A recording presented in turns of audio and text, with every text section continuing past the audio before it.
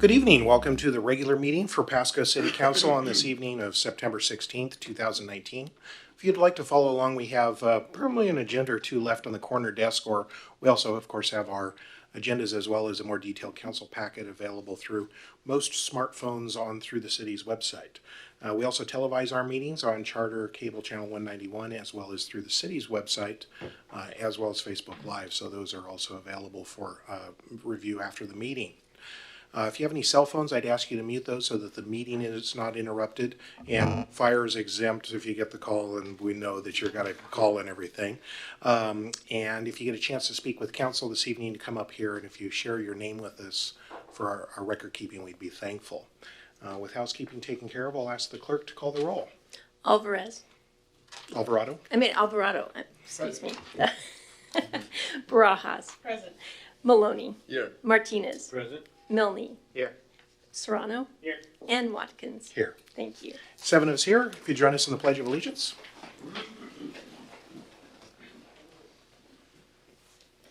I pledge allegiance to the flag of the United States of America and to the republic for which it stands, one nation, under God, indivisible, with liberty and justice for all. And I just have to smile. Our clerk is from Richland, and she's celebrating, I think, a month anniversary, and there's Council Member Alvarez. That's correct. In Richland, so there's a legitimate mistake. So thank you for doing the roll. With us called to order now, I'm going to go to section 3 on the agenda. We have what's called the consent agenda, and consider these items to be routine. I'll do them as a single roll call vote unless a member of the council or public wants something considered separately. Those items include approval of minutes from the September 3rd, 2019 meeting, bills and communications to approve claims in the total amount of $2,606,342.84, as well as approving bad debt write-off for utility billing, ambulance, and other accounts in the amount of $301,686.64, with a portion of that, specifically $135,629.51 to be turned over to collections. And those are the two items on the consent agenda. Anything to be removed or motion? Mr. Maloney. Thank you, Mr. Mayor. I move to approve the consent agenda as read. It's been moved. Is there a second? Second by Mr. Serrano. I'll ask the clerk to call the roll. Watkins. Yes. Alvarado. Yes. Barajas. Yes. Maloney. Yes. Martinez. Milne. Yes. And Serrano. Yes. With that, we have a unanimous decision on the consent agenda, and we're through section 3. So we go on to item 4 tonight, and we do have a few items under proclamations and acknowledgements.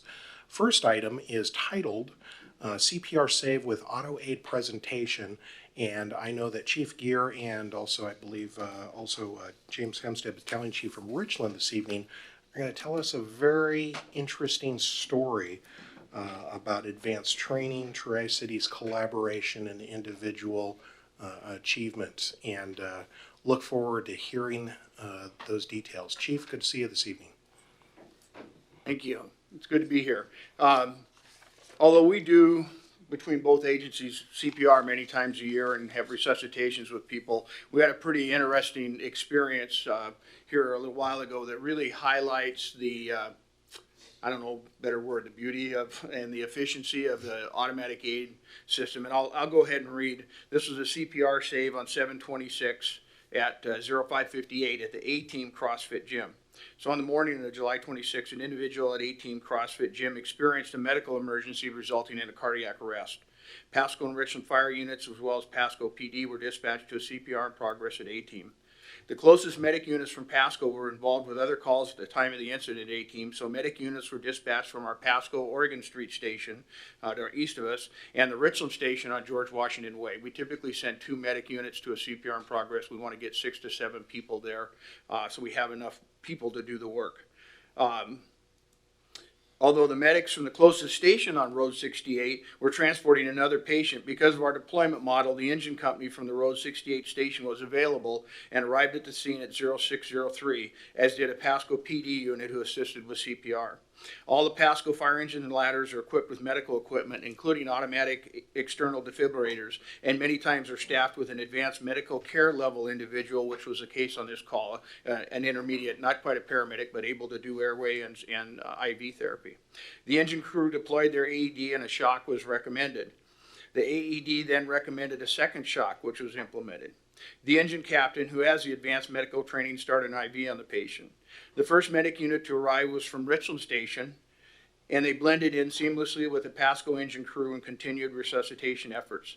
The medic unit from the Oregon Street Station arrived, and the Richland medic transferred patient care to the Pasco medic while continuing to work together effortlessly.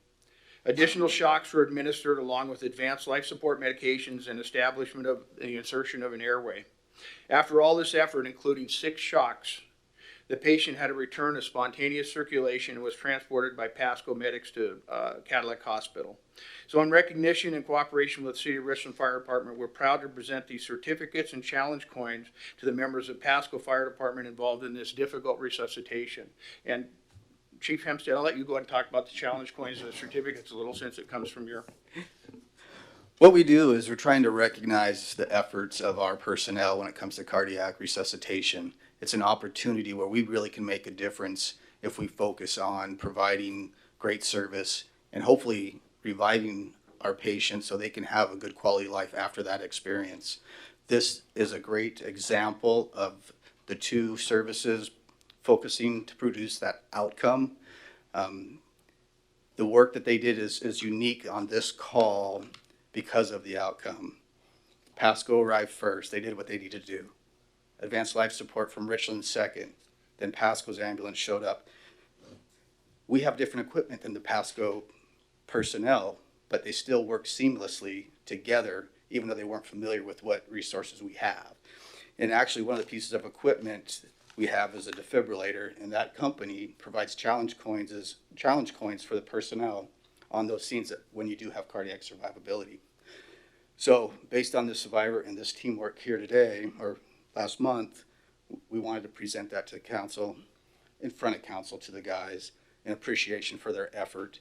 I just want one little other thing. During that transport, you had 2 Richland paramedics in it.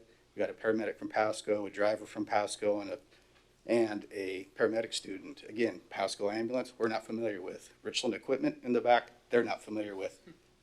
We still had an amazing outcome. That person has a great quality of life post-resuscitation.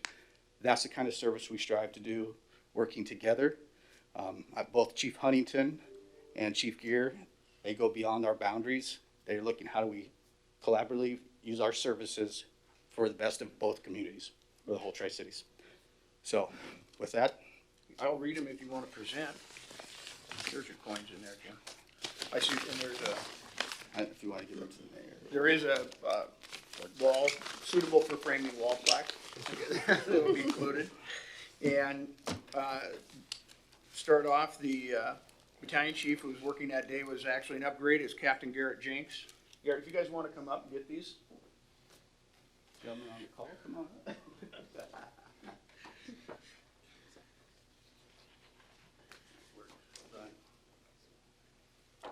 While you're here.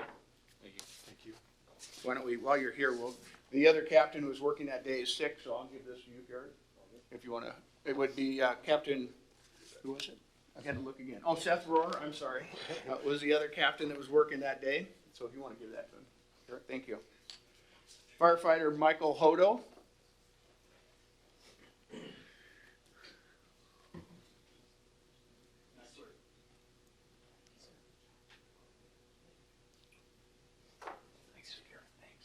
Firefighter Pete Larrera.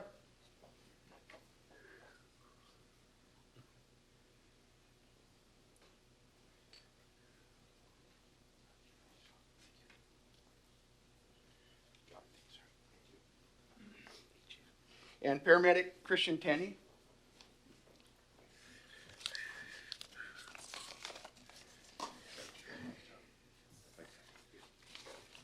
Thanks, guys. Hope Ben's taking a picture. You should get in line with them over there and take pictures of the Oh, mayor. you over there? Do you want to go over there? And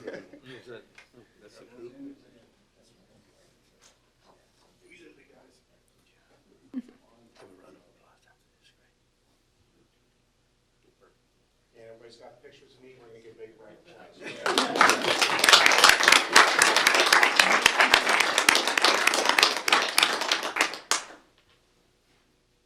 If I may, I want to do a follow-up. The guy that you saved is actually one of my best friends. I know exactly who it was, and I saw him on Friday, and he is doing really well, and he's back to work this morning on light duty, but I do want to say thank you. I know his family was very appreciative of all the hard work you guys did to save his life. It wasn't easy. And I would just note too, the chief at the very beginning of that mentioned the term automatic aid. And most of us in this room probably know that principle, but I think it's important to reiterate that there is a couple of principles, and I'm sure the chief will correct me if I get this incorrect. There's terms called mutual aid, and I think automatic aid is something that the Tri-Cities deliberately pursued a number of years ago, so that Richland, Pasco, Kennewick do that. And the idea that our fire services think about the whole of the Tri-Cities, and not for nothing too, Battalion Chief Hempstead is a longtime Kennewick council member too, so that it's increasingly easy to be a Tri-Citian as it is, particular city that we live, and I think that's part of this story as well.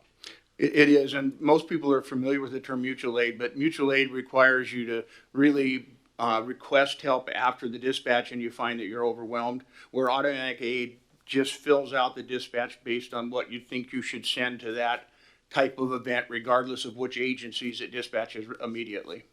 And then on top of that too, our greater Tri-Cities area, by combining dispatches between the two counties, further integrated not only fire but also police and other emergency services as well. So testament of the deliberate thought by policymakers and emergency providers for our greater Tri-City community. So thank you again.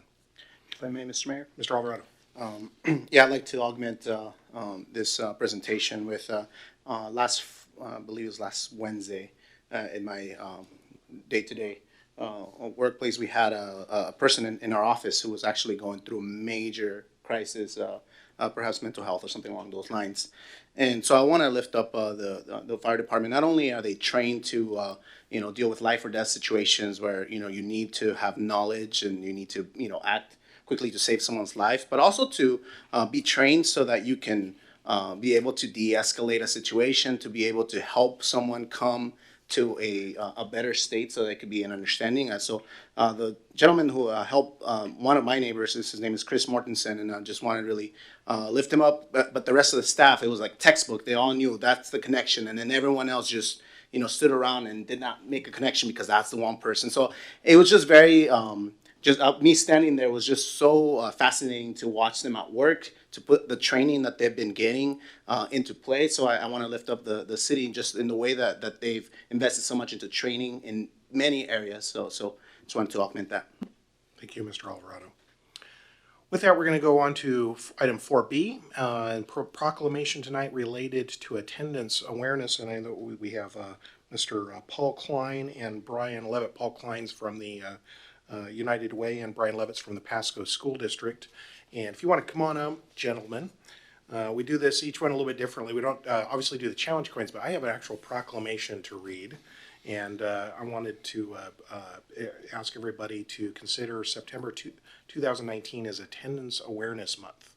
And whereas good attendance in school is essential to student achievement, learning, and progress toward graduation, and whereas chronic absence, meaning missing 10% or 2 or 3 days a month or more, is a proven predictor of academic trouble and dropout rates and weakens our community, whereas absenteeism also undermines efforts to improve struggling schools, since it's hard to measure improvements in classrooms if students aren't in class, and whereas all students, even those who show up regularly, are affected by chronic absence, I, Matt Watkins, do hereby proclaim the city will stand with the nation recognizing September as Attendance Awareness Month and commit in focusing on reducing absenteeism to give all students an equal opportunity to learn, grow, and thrive academically, emotionally, and socially.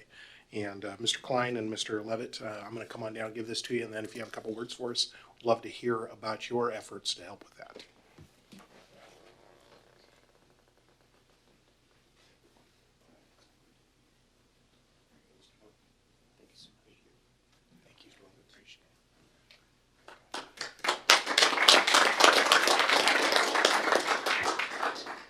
On behalf of United Way, Benton and Franklin counties, I want to take the opportunity to thank the City of Pasco for declaring September Attendance Awareness Month. As students return to the classroom this fall in the City of Pasco, they really set the tone for attendance throughout the whole year. And research shows that school attendance is one of the main predictors of academic success. Sixth graders, for example, who miss just 2 days of school per month are 50% more likely to be chronically absent, affecting not only their own academic success, but the academic success of everybody around them in the classroom. And that's why raising awareness of regular school attendance is so important, because students who attend school regularly not only set themselves up for continued academic success now, but academic success in the future and as they transition into becoming adults in our community. And that's why United Way promotes and advocates for school attendance through our Attendance Matters program. So I want to just take the opportunity one more time to thank the City of Pasco for declaring September Attendance Awareness Month and raising awareness for this important issue. Thank you. Thank you. And with that, we do have a third proclamation this evening, and this is related to a thing. Is there a representative of Back the Day here this evening? Good. And if you want to come up, and I'm not sure if I've met you before. Your name, sir, if you want to come on up. Yeah. My name's Nick Jacobson. Nick, thank you for coming, and I know that your group has been involved for a number of years in this thing, and it's good to do another proclamation. So all I'm going to do is kind of similar to the last one. I'll read a couple items from a proclamation and then come give this to you. Whereas the officers of the Police Department of the City of Pasco, along with law enforcement officers of the region, there's that theme again of region, proudly partner with area residents to ensure safety in our community. And whereas these officers act in a selfless manner to protect and serve the residents of our region on a daily basis. And whereas the Garden Tri-Cities of Kennewick is hosting a law enforcement appreciation day called Back the Blue as a show of support for law enforcement officers, active and retired, and their families, I, Matt Watkins, Mayor Pasco, on behalf of the entire council, proclaim September 21st as Back the Blue Day and urge us all to regard the sentiment together we're better. And with that, I'll give that to you, and if you have any other thoughts, you can share them with us. Perfect. Thank you, Mayor Watkins, members of the council. First and foremost, on behalf of the Garden Tri-Cities, we want to thank the City of Pasco for having the opportunity to partner with you once again. This is the 4th year that we've done this, and each year you guys have been there, and we're all back in the blue together because, just like you said, together we're better. And so we've continued to see more and more law enforcement agencies. I believe this year we have 9 law enforcement agencies that are participating in this event, along with 2 correctional facilities, which is really cool. But most importantly, we're just honored to have the opportunity to honor the men and women of this fine city that give themselves selflessly on a daily basis. And we're looking forward to this upcoming Saturday to where we can honor them and all the men and women, obviously, that are going to be taking part in this. So thank you so much again on behalf of the Garden. Thank you.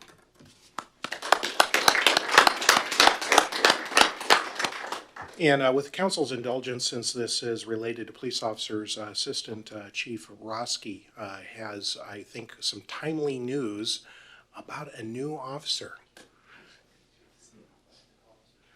He didn't know he was going to get called up. Come on up, young man. Mr. Roski. Yes, sir. Thank you, Mayor, council members, the community.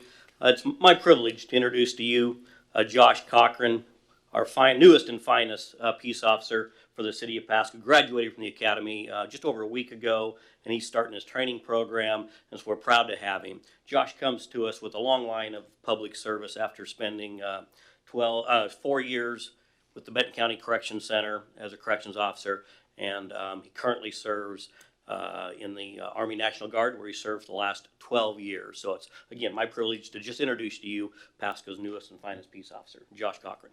Josh. I'd just like to say thank you. I'm immensely grateful for the opportunity bestowed upon me by the City of Pasco, and I look forward to serving the overall mission of providing the community of Pasco with excellent law enforcement services. And I'd like to thank you and Chief Roski. Thanks for joining us.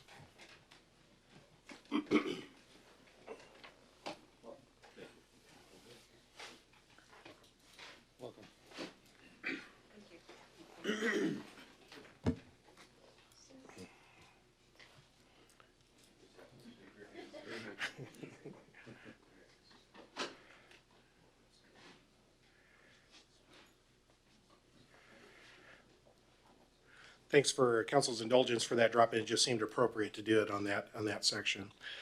With that, we go to section 5 on the agenda, visitors other than agenda items. If there's anybody here who wants to speak on an item that's not further along on the agenda, this will be your opportunity. Yes, ma'am.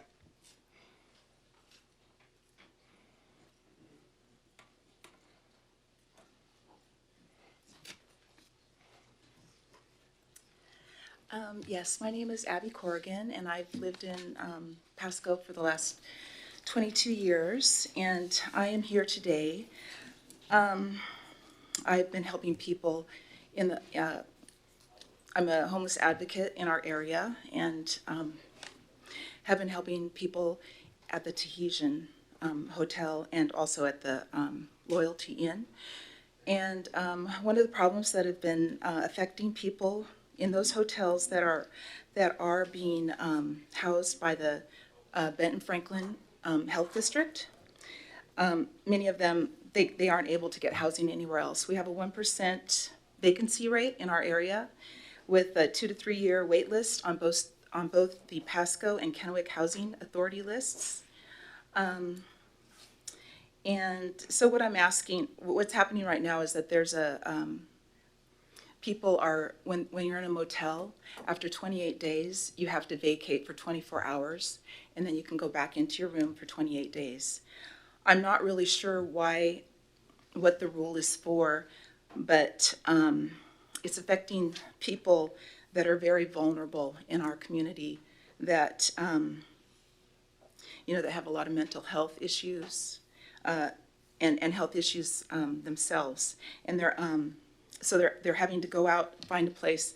I was just talking to one woman who was vacated out of her hotel, and she was saying, Abby, I can't come tonight because, to talk, because I have to find a place to sleep. She's got breast cancer. She's on radiation. She's having radiation therapy, and I'm just kind of asking if there's any way that we might be able to come up with a grandfather clause for some of the people who are being housed in these motels because there aren't any other alternatives in our area. And that's basically what I was wanting to ask. It's being enforced by the code enforcement, and I don't know if you guys were aware of that. And of course, it is a Pasco Municipal Code, I believe, and policy. And just remember the comment tonight, we're not going to probably solve things, Right. but we understand you're concerned about that. And I know we've talked once or twice before about this. Mm-hmm. And we're also aware too, there's a continuum of care and variety of organizations in our community that are probably more tasked with the question of homelessness, as opposed to just the one issue of there's some historical reasons we do hotels and the way we do as opposed to permanent residences. But one of the things I can ask our city manager to more fully develop the rationale behind that and share that with you. You've also reached out to the Housing Authority and other organizations that are more directly involved in the issue of homelessness, I imagine. Yeah, right now, there's just no other place to house these people, and so, that's why they're being put into motels. Otherwise, they would have, other alternative housing. And, she was saying that she was going to have to walk the streets tonight, and they don't have another place to go. Okay. So, thank you. Thank you. Mr. White.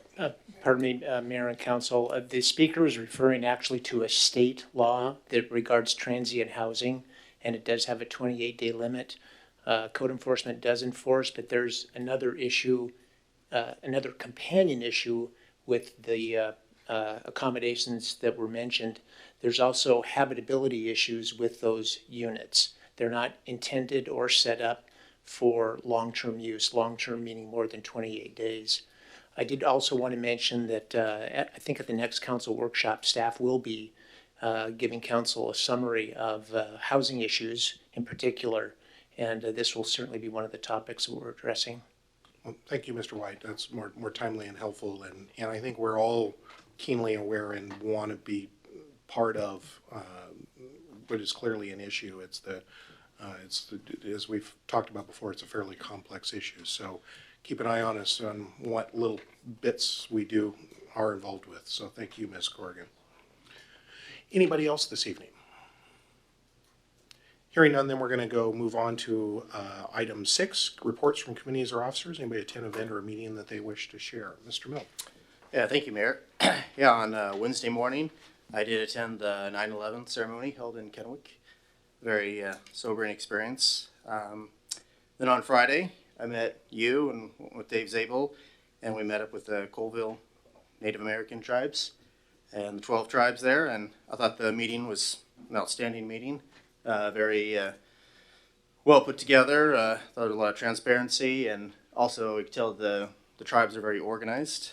I don't know if you want to say more on that, but then on Saturday I did do the Pasco Fiery Food Festival. I did the pepper challenge. I burned my tongue, cried, and or at least tried to hold back the tears, and couldn't feel my jaw. And I got to the 8th pepper, and I'm amazed that you got to the very end because, man, it felt like a blowtorch was coming out of my mouth. And then on Monday, I did attend the Pasco Chamber Lunch. And then after that, we attended, as I'm with Zach and Ruben Alvarado, we went down to the Humane Society, the animal shelter, and we did a tour of that and met up with staff and the volunteers about trying to make the facility better. And I'll let Ruben kind of give a little bit more since it's his district, but was, I thought, a good outreach to try to make the facility better and to make Pasco and the Tri-Cities overall a better place.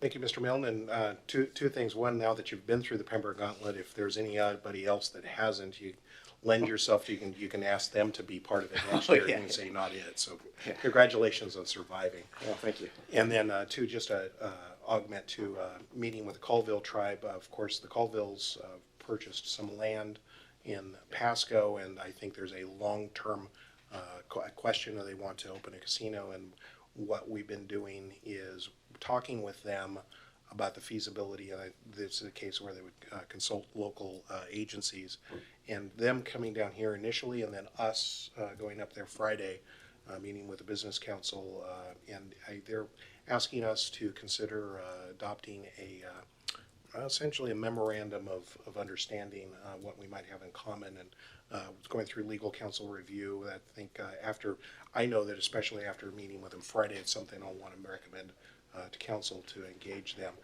And stunning to understand that the Colvilles, the 12 tribes represent geographically, the Palouse are one of the tribes that's right nearby.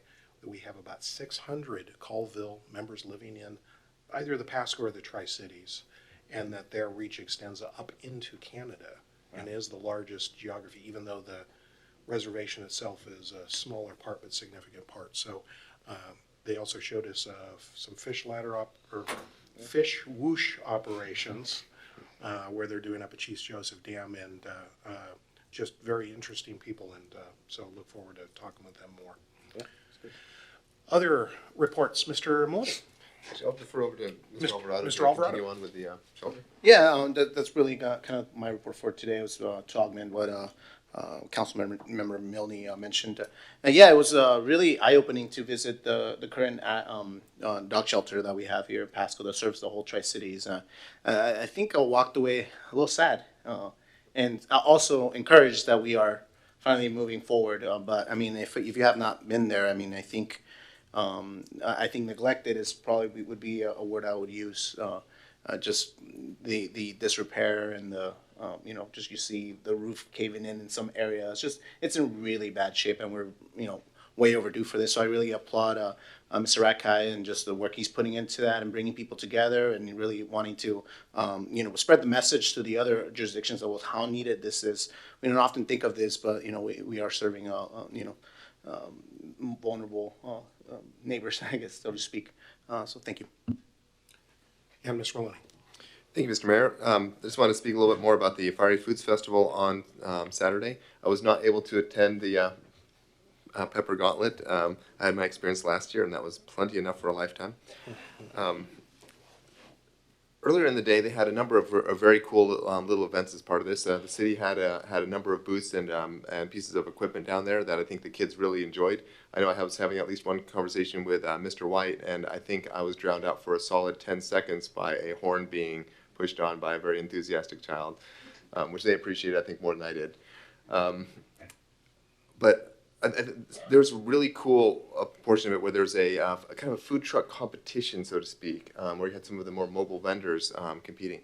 7 places to taste through and choose choose the winner, and it was we had Puerto Rican food, we had Mexican food, we had Filipino food, we had Cuban food, we had cheesesteaks, we had so we had very solid American food. We had gluten-free food as part of that.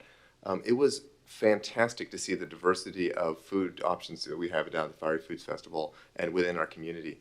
It's really neat. It's not we're not some sort of monoculture like often people kind of sometimes think of Pasco, especially downtown Pasco. That's not who we are. We are a diverse community, and I just thought it really highlighted well through what connects us all, food. So that was a really awesome experience. Thank you, Mr. Maloney. Any other reports?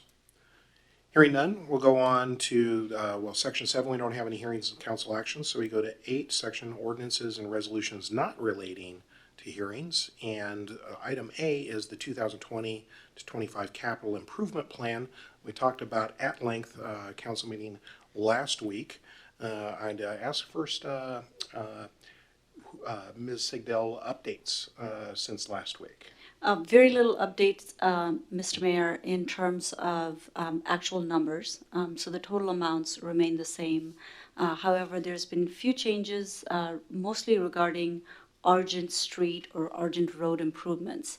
We've changed the names a little bit, and we've also moved up the intersection improvement by 2 years. So what was proposed was, and Dan, Mr. Ford will correct me if I'm wrong, but what we had proposed was 2022 to 2023, and now we've moved that by 2 years, and work will start on that intersection improvement by 2 years in 2020. But specifically Road 36, if I remember right. Okay. That is correct, and that would be the only significant change to the CIP. Okay. Well, of course, this is something we would adopt if the council is comfortable. First of all, I ask questions from staff on this one, or a motion for continued discussion. Mr. Maloney. Thank you, Mr. Mayor. I'll start off with the motion, and then I do have a couple words to add. I move to approve resolution number 3914, approving the capital improvement plan for calendar years 2020 to 2025. It's been moved. Is there a second? Seconded by Mr. Martinez. And Mr. Maloney. Yeah, I'd just like to say, I did review this in good detail, and one of the things I'm really appreciating is that I haven't been on for quite 2 years now, so this is all the second time I reviewed the CIP as part of the city, and even since then, I'm seeing the quality continually improve. Not just we do the right things for the city frequently, but the quality of documents is getting better, and the backup and basis behind the information is getting steadily better, and I just want to say I really appreciate the level of scrutiny and detail that went into these items, as well as understanding when council has a concern or two, why we have that concern, and then being able to respond well to that.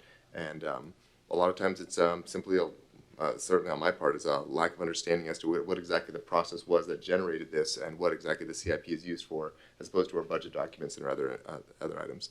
So I just want to really thank staff for, I know this is hard to put together something that is quite so extensive. I mean, we are talking about cumulatively $250 million worth of capital items from, I don't know, what, 12.5 different sources of funding, some still yet to be determined. So this is important, and getting this right is vital, and I think this is a really good document and a well-balanced portfolio of projects. So thank you. Other comments? And just noting too, the capital improvement plan is again a plan, and then this I think is kickoff will be followed up. We'll be then talking about budgeting and how to pay for things in the coming weeks and months, which is one that also involves the public more. This is one that we can adopt as a council. The actual paying for it and other things will be coming in. I think, if you don't mind, time frame, Ms. Sigdell, on the budgeting. Are there other things that we need to do before the end of the year? Yes, we will have a biennium adjustment, which is a requirement as this is our first year as a biennial budget. So you should be somewhere at the end of October and November, we will be working through the property tax, general fund revenue hearings, as well as budget adjustment hearings. Okay. Thanks for the context, and remind us we did switch over to the biennium type budget style. So relatively small change. That is correct. Coming up this year, but that's also, you put more work in the biennial budget than a single year budget. That is correct. Okay. So tonight, capital improvement plan. Any other discussion or questions on the capital improvement plan? Hearing none, I'm going to ask for your vote. All those in favor of resolution number 3914 say aye. Aye. Any opposed say nay. Motion carries unanimously.